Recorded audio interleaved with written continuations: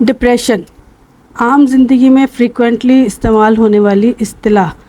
ہم بہت زیادہ عام زندگی میں سنتے ہیں آج میرا بہت برا دن گزرا لہٰذا میں ڈپریس ہوں، بہت میں نے اداس فلم دیکھی لہٰذا مجھے ڈپریشن ہو رہا ہے، امی نے ڈانٹ دیا ڈپریشن ہو رہا ہے، سوٹ خراب ہو گیا ڈپریشن ہو رہا ہے، اچھے مارکس نہیں آئے ڈپریشن ہو رہا ہے.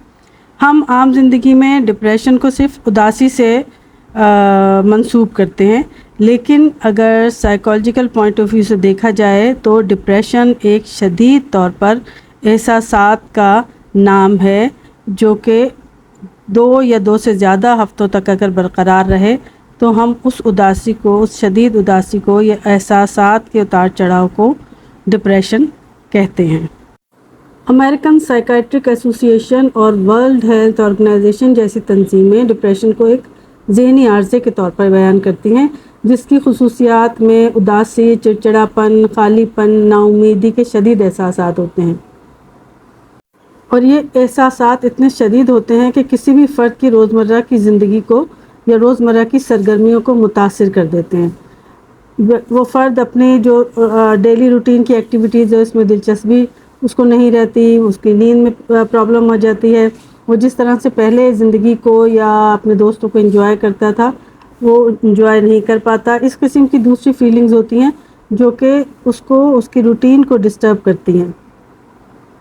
ڈپریشن کی مختلف اقسام ہوتی ہیں لیکن عام طور پر جس ڈپریشن کو ڈسکس کیا جاتا ہے اس میں جو علامات پائی جاتی ہیں اس میں دلچسپی کا کم ہو جانا کسی بھی کام میں، کنسنٹریشن کی کمی، کہیں بھی آپ توجہ مرکوز نہیں کر سکتے، خود اعتمادی کی کمی، اپنا آپ بیکار ہونے کا احساس، زندگی بیکار ہے، میرا کچھ فائدہ نہیں ہے، میں کچھ کر نہیں پا رہا،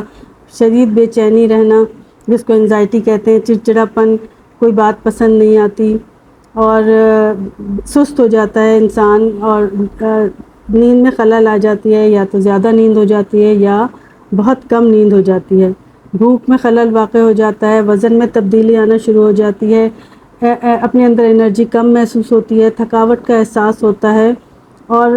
بے تکے خیالات آنا شروع ہو جاتے ہیں، نقصان کا اندیشہ شروع ہو جاتا ہے اور بہت شدید ڈپریشن میں خودکشی کے خیالات بھی آ جاتے ہیں. اب لوگ پوچھتے ہیں کہ ڈپریشن ہوتا کیوں ہے؟ تو اس کی کئی وجوہات ہو سکتی ہیں. ایک خاندانی پس منظر ہو سکتا ہے، یعنی موروثی.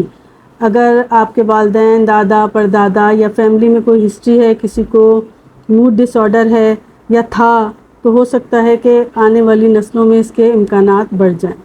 اس کے علاوہ ایک لرن بیہیویئر بھی ہوتا ہے، یعنی کہ اگر آپ کی والدہ کو ڈپریشن تھا تو آپ یہ جانے بغیر، بچہ یہ جانے بغیر کہ یہ ڈپریشن ہے وہ ان علامات کو سیکھ لیتا ہے. اگر ماں بار بار روتی ہے تو بچی سمجھتی ہے یا بچہ سمجھتا ہے کہ شاید اسی طرح ہی رونا چاہیے. تو بعض دفعہ ڈپریشن لرن بیہیویئر بھی ہوتے ہیں جو بچہ اپنے آس پاس سے دیکھتا ہوا بڑا ہوتا ہے اور وہی کرنا شروع کر دیتا ہے. اس کے علاوہ ایک بہت امپورٹنٹ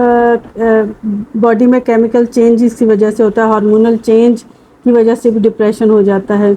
یا کوئی شدید صدمہ پہنچے، کوئی ایسا عزیز آپ کی زندگی سے نکل جائے، چلا جائے، ڈیورس ہے، کسی کا انتقال ہے، کسی کا باہر چلے جانا ہے، تو اس کی وجہ سے بھی ڈپریشنز ہو سکتے ہیں. بے روزگاری ہے، اگر بہت زیادہ کوئی لمبی بیماری، دائمی بیماریاں جس کو کہتے ہیں کسی کو لاحق ہو جائیں، جیسے کینسر ہے یا ہارٹ کا پرابلم ہے، پارکنسنز ہے، کوئی ذہنی یا جسمانی معذوری ہے، اس کی وجہ سے بھی فرد یا ہم میں سے کوئی بھی ڈپریشن کا شکار ہو سکتا ہے. کئی طرح کے ڈپریشنز ہوتے ہیں جو آپ کو عام زندگی میں دکھائی دیتے ہیں. بعض بہت زیادہ شدید ہوتے ہیں جس میں سمٹمز بہت زیادہ آتی ہیں. بالکل کوئی بھی فرد ہے جو بالکل دلچسپیاں لینا چھوڑ دیتا ہے روزمرہ کے روٹین میں اور سب ایک دم سے حیران ہو جاتے ہیں، یا یہ سمٹمز ویسے تو آہستہ آہستہ ہی وقوع پذیر ہوتے ہیں لیکن ہم اس وقت تک غور نہیں کرتے جب تک ان میں شدت نہ آ جائے. تو ایسا فرد کھانا پینا چھوڑ دیتا ہے، دلچسپیاں نہیں رہتا اور بالکل سست ہو جاتا ہے. تو ہم خودکشی کے خیالات بہت زیادہ ہوتے ہیں جن کو وہ آس پاس کے لوگوں سے ڈسکس کرنا شروع کرتا ہے تو پھر وہ لوگ ایک دم سے اس پر توجہ دیتے ہیں کہ کس قسم کی گفتگو ہو رہی ہے. ایک ہوتا ہے پرسسٹنٹ ڈپریشن ڈس آرڈر. اس میں ڈپریشن تو ہلکی نوعیت کا ہوتا ہے یا کم شدید ہوتا ہے لیکن یہ مستقل ہوتا ہے اور کافی عرصے سے چلا آ رہا ہوتا ہے، سال، 2 سال، 3 سال تک وہ فرد اسی طرح سے ڈھیلی ڈھالی افسردہ سی زندگی گزار رہا ہوتا ہے اور کسی کو یہ سمجھ نہیں آ رہی ہوتی کہ اس کا بھی علاج ممکن ہے۔ بعض صورتحال میں ڈپریس فرد بہت زیادہ جس کو آپ الفاظ میں کہتے ہیں، عام الفاظ میں، کہ شو بازی کا مظاہرہ کرنا شروع کر دیتا ہے، لیکن یہ وہ دراصل جان بوجھ کر نہیں کر رہا ہوتا۔ وہ اپنے خیالات بہت عظیم خیالات کے طور پر بیان کرتا ہے، غیر معمولی جسمانی توانائی محسوس کرتا ہے، تو مطلب یہ کہ ہائپر کنڈیشن میں بھی آ جاتا ہے بعض دفعہ، تو وہ ایک الگ ٹائپ ہے۔ اس کے علاوہ ایک ڈپریشن ہوتا ہے جو کہ سیزنل ڈپریشن کہلاتا ہے، جیسے کہ بعض جگہ پر جہاں برف باری ہوتی ہے یا سردیاں بہت زیادہ چلتی ہیں، وہ لوگ کہتے ہیں کہ سردیوں کے موسم میں انہیں ڈپریشن ہو جاتا ہے کیونکہ ایکٹیویٹی محدود ہو جاتی ہے اور ایک ہی جیسے منظر دور دور تک ہوتے ہیں، تو یہ سیزنل ہوتا ہے جو کہ موسم کے آنے جانے سے آتا اور جاتا ہے۔ دو قسم کے ڈپریشن ایسے بھی ہوتے ہیں جو کہ صرف خواتین میں پائے جاتے ہیں، جیسے PMDD پری مینسٹریل